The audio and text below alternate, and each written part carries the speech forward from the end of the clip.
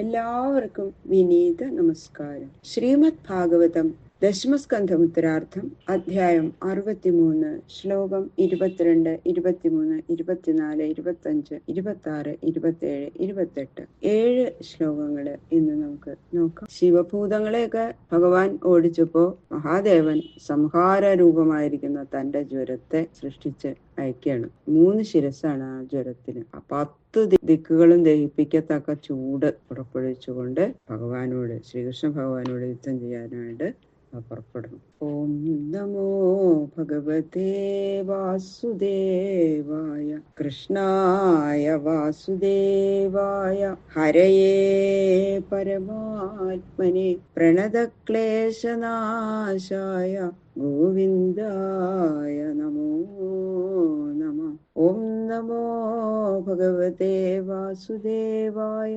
ഓം നമോ ഭഗവതേ വാസുദേവായ. ശ്ലോകം 22. പിത്രാവിദേ ഭൂതഗണേ ജ്വരസ്തു ത്രിശിരാസ്ത്രിപാത് അഭ്യധാവദാശാർഹം ദഹന്നിവദിശോ ദശ. ശിവഭൂതങ്ങളെ ശ്രീഹരി ഓടിച്ചപ്പോ ശ്രീ ശിവൻ സംഹാര സ്വരൂപമായിരിക്കുന്ന തന്റെ ജ്വരത്തെ സൃഷ്ടിച്ചയച്ചു. 3 ശിരസ്സോടും 3 പാദത്തോടും കൂടിയ ആ ജ്വരം 10 ദിക്കുകളും ദഹിപ്പിക്കത്തക്ക ചൂട് പുറപ്പെടുവിച്ചുകൊണ്ട് ശ്രീകൃഷ്ണ ഭഗവാനോട് യുദ്ധം ചെയ്യാനായി എതിരേണ്ടി ചെന്നു. അഥ നാരായണോ ദേവ തം ദൃഷ്ട്വാ വ്യസൃജൽ ജ്വരം മാഹേശ്വരോ വൈഷ്ണവശ്ച യുയുധാതേ ജ്വരാവുഭൗ. അഗ്നിരൂപമായിട്ടുള്ള ശിവജ്വരം നേരിട്ട് വരണത് കണ്ടപ്പോ ശ്രീനാരായണൻ യുദ്ധമാകുന്ന നേരം പോക്കിൽ ആസക്തനായിട്ട് ശീതസ്വരൂപമായിരിക്കുന്ന തന്റെ ജ്വരത്തെ അങ്ങോട്ട് പുറപ്പെടുവിച്ചു. ഈ 2 ജ്വരങ്ങളും തമ്മില് പിന്നെ യുദ്ധം അങ്ങോട്ട് തുടങ്ങി. മാഹേശ്വര സമാക്രന്ദൻ വൈഷ്ണവേന ബലാർദിത അലബ്ധ്വാഭയമന്യത്ര ഈതോ മാഹേശ്വരോ ജര ശരണാർത്ഥി ഋഷികേശം തുഷ്ടാവ പ്രയതാഞ്ജലി. വിഷ്ണുജ്വരം തന്റെ ബലം കൊണ്ട് ശിവജ്വരത്തെ തോൽപ്പിച്ചു. രക്ഷയ്ക്കായിക്കൊണ്ടൊക്കെ പരിശ്രമിച്ചു. എങ്കിലും എവിടെയും രക്ഷ കിട്ടാതെ ശിവജ്വരം ഭയപ്പെട്ട് അഞ്ജലീബന്ധം ചെയ്തുകൊണ്ട് സകല ഇന്ദ്രിയങ്ങളും അടക്കി രക്ഷിക്കുന്ന മഹാവിഷ്ണുവിനെ സ്തുതിക്കുകയാണ്. പിന്നെ ജ്വരസ്തുതിയാണ്, വളരെ വിശേഷപ്പെട്ട ഒരു സ്തുതിയാണ് ഈ ജ്വരസ്തുതി. ജ്വര ഉവാച നമാമി ത്വാനന്ദശക്തിം പരേശം സർവാത്മാനം കേവലം ജ്ഞപ്തിമാത്രം വിശ്വോൽപത്തിസ്ഥാന സംരോധകേതും യത്തൽ ബ്രഹ്മലിംഗം പ്രശാന്തം.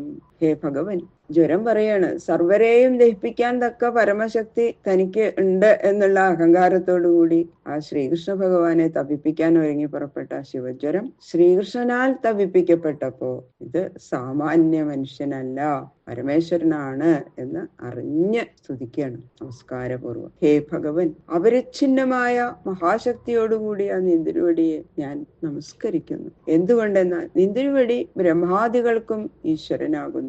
അതിനു കാരണം ഭഗവാനെ അവിടുന്ന് സർവ്വജനങ്ങളുടെയും ഹൃദയത്തിലിരിക്കുന്ന ചൈതന്യത്തെ വ്യാപരിപ്പിക്കുന്ന പരമാത്മാവാണല്ലോ. അതിനു കാരണം അവിടുന്ന് പരിശുദ്ധനാകുന്നു. ചൈതന്യ ഘനമായിരിക്കുന്നതിനാൽ നിന്തിരുവടിയെ മറയ്ക്കാൻ യാതൊന്നിനും കഴിയില്ല എന്ന് മാത്രമല്ല, ലോകങ്ങളുടെ സൃഷ്ടിസ്ഥിതി സംഹാരത്തിനും കാരണമായിരിക്കുന്ന യാതൊരു ബ്രഹ്മത്തെ വേദവാക്യങ്ങൾ ലക്ഷണയാ വെളിപ്പെടുത്തുന്നുവോ ആ ബ്രഹ്മം അവിടുന്ന് തന്നെയാണ്. അതുകൊണ്ട് ഇന്ദിരുവടിയെ ഞാൻ നമസ്കരിക്കുന്നു. കാലോ ദൈവം കർമ്മജീവ സ്വഭാവോ ദ്രവ്യം ക്ഷേത്രം പ്രാണാത്മാവികാര തൽസംഘാതോ ബീജരോഗ പ്രവാഹ ത്വന്മായേഷ തന്നിഷേധം പ്രപദ്യേ. ഭഗവാനെ, അവിടുന്ന് തന്നെയാണ് എല്ലാവർക്കും പ്രഭു എന്ന് സ്തുതിച്ചുകൊണ്ട് ജ്ഞാനം മാത്രം മാത്രമാകുന്നു അവിടുത്തെ സ്വരൂപം എന്നുള്ള പരമാർത്ഥത്തെ പറഞ്ഞുകൊണ്ട് സ്തുതിക്കുകയാണ്. ഗുണസാമ്യത്തെ ഇളക്കി തീർക്കുന്ന കാലതത്വവും അതിനു കാരണമായ സൃഷ്ടികർമ്മഫലത്തെ അനുഭവിപ്പിക്കാൻ ഒരുങ്ങിയിരിക്കുന്ന അദൃഷ്ടവും അതിന്റെ സംസ്കാരവുമായിരിക്കുന്ന സ്വഭാവവും ശുഭാശുഭ കർമ്മഫലത്തെ അനുഭവിക്കുന്ന ജീവനും ശബ്ദാദികളായിരിക്കുന്ന ഭൂതസൂക്ഷ്മങ്ങളും ആകാശാദിഭൂതങ്ങളെ കൊണ്ട് നിർമ്മിച്ച ശരീരവും സർവശരീരവർത്തിയായി സൂത്രരൂപമായിരിക്കുന്ന സമഷ്ടിപ്രാണനും ഈ ശരീരത്തെ ഞാൻ എന്ന് അഭിമാനിക്കുന്ന അഹങ്കാരവും ഭൂതവികാരങ്ങളായിരിക്കുന്ന 11 ഇന്ദ്രിയങ്ങളും 5 ഭൂതങ്ങളും കൂടി ചേർന്ന 16 തത്വങ്ങളുടെ സംഘാതമായിരിക്കുന്ന സൂക്ഷ്മദേഹവും വിത്തിൽ നിന്ന് മരം, മരത്തിൽ നിന്ന് വിത്ത് എന്ന രീതിയിൽ സൂക്ഷ്മദേഹത്തിൽ നിന്ന് കർമ്മം, കർമ്മത്തിൽ നിന്ന് സൂക്ഷ്മദേഹം, ഇങ്ങനെ പരമ്പരാരൂപമായിരിക്കുന്ന നിന്തിരുവടിയെ ഞാൻ ശരണം പ്രാപിക്കുന്നു. അതായത് ഈ മായാപ്രവാഹം ആരെ ആസ്പദമാക്കി നടന്നുകൊണ്ടിരിക്കുന്നുവോ, ആരിൽ ഈ മായയുടെ ബാധ ഇല്ലയോ, ആരെ അറിയുമ്പോൾ മാത്രം ഈ മായാസ്വരൂപം ഭ്രമരൂപമാണെന്ന് അറിയുന്നുവോ, ആ നിന്തിരുവടിയെ ഞാൻ ശരണം പ്രാപിക്കുന്നു എന്ന് അർത്ഥം. നാനാഭാവൈ ലീലയൈവോപപന്നൈ ദേവാൻ സാധുൻ ലോകസേതുൻ ബിഭർഷി ഹംസിന്മാർഗാൻ ഹിംസയാ വർത്തമാനാൻ ജന്മൈദത്തേ ഭാരഹാരായ ഭൂമേ.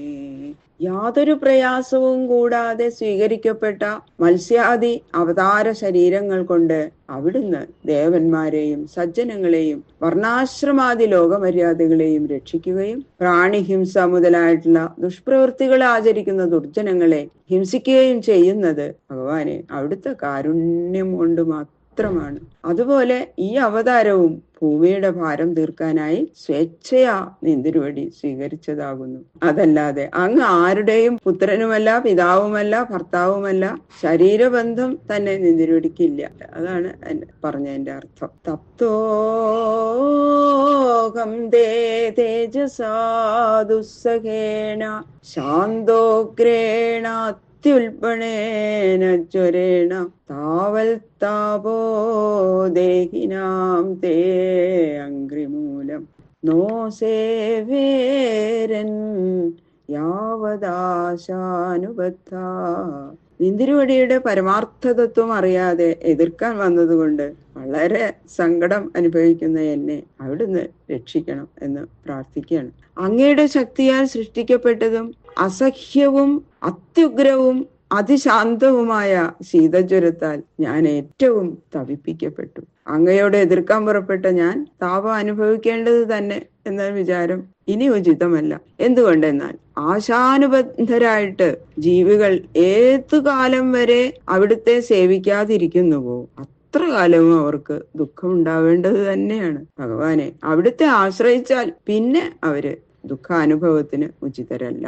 അതുകൊണ്ട് ഇപ്പോൾ എന്റെ താപം തീർത്തു രക്ഷിക്കണേ എന്ന് ഞാൻ പ്രാർത്ഥിക്കണു എന്ന് പറയണം. ബാക്കിയുള്ള ശ്ലോകങ്ങൾ നാളെ നോക്കാം. സർവത്ര ഗോവിന്ദ നാമ സങ്കീർത്തനം ഗോവിന്ദ ഗോവിന്ദ.